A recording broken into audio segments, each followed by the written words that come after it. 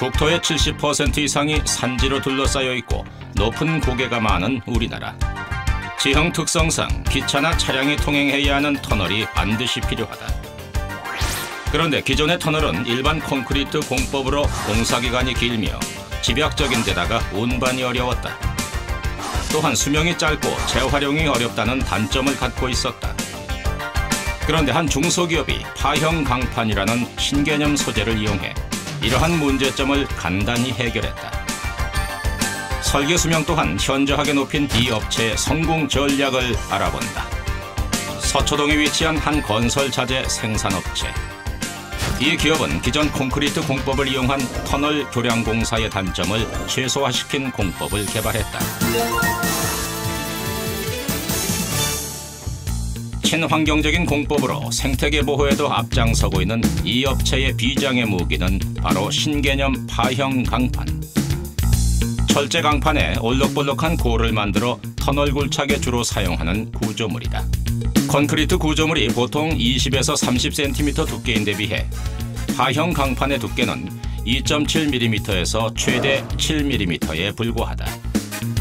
그러면서도 파형의 효과로 인해 강도는 훨씬 높다. 아연 도금으로 녹이 슬 염려도 없어 수명이 반영구적인 데다가 재활용까지 가능하다.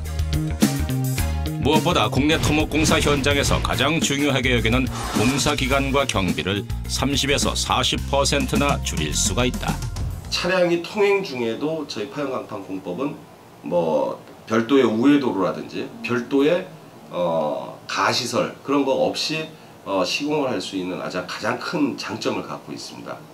또 두 번째는 그 보수 보강이 굉장히 쉽고 빠르기 때문에 그런 어떤 보수 보강에 따른 추가적인 비용이라든지 또 요즘에는 이제 경관에 대해서 예술성이 굉장히 중요하다라고 지금 대두가 되고 있고 퍼블릭 디자인을 갖다가 공공 디자인을 갖다가 접목시켜 갖고 이 업체는 지난 83년 창업한 이후 아파트 측면 공사에 필요한 철제 요철로 특허까지 받은 탄탄한 중소기업이었다. 그러나 경쟁업체가 우후죽순 생겨나면서 수지를 맞출 수가 없었다. 이처럼 절박한 상황에서 이 업체 이정화 대표는 기존의 인력과 영업망을 활용해 전망 있는 사업망을 찾기 시작했다.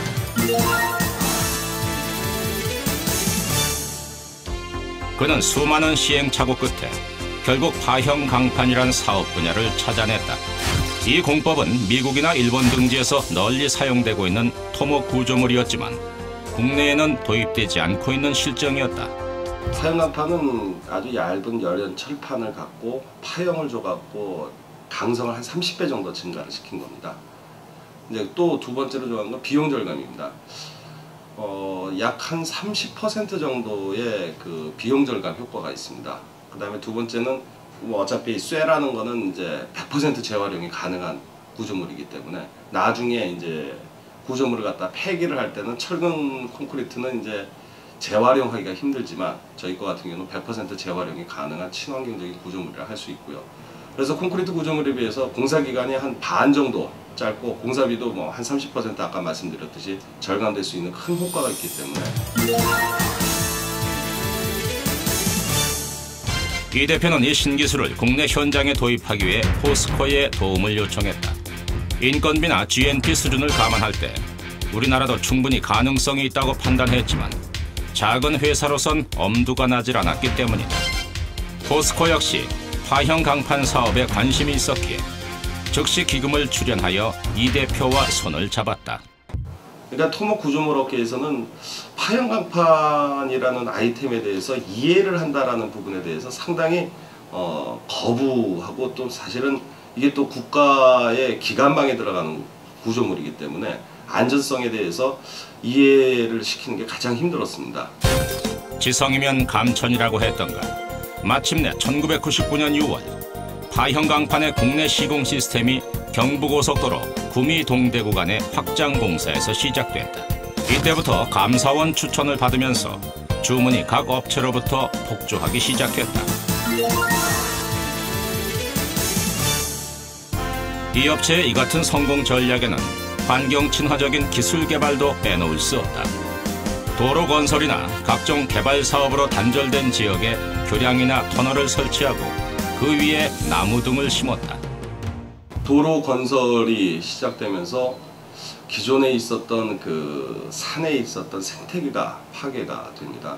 이제 그 부분에 맞게끔 요즘에는 이제 전부 환경 영향 평가라는 걸 하면서 이 부분에 대해서 생태 터널이라는 걸 갖다가 놓게끔 이제 의무화 시키고 있습니다. 그렇지만 기존에 있는 도로 쪽에는 그런 생태 터널을 갖다가 놓을 수가 그런 계획도 없었고 그거에 대해서 무지했기 때문에 이 같은 공법은 무분별한 개발로 희생당하고 설 자리를 잃게 됐던 동물들에게 오가는 통로와 살아가는 터전을 제공한다.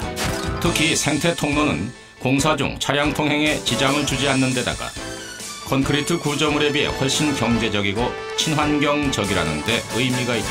저희 회사는 계속된 자연 친화적 기술 개발을 할 겁니다. 두 번째는 인간 친화적 디자인을 할 겁니다. 그를 통해 갖고 전 세계 가장 우수한 제품을 공급하는 파형강판 회사가 되도록 하겠습니다. 적자 위기에서 새로운 아이템을 찾아낸 이 기업은 최고의 기술력과 우수한 인재를 바탕으로 파형 간판의 선두주자로 인정받고 있다.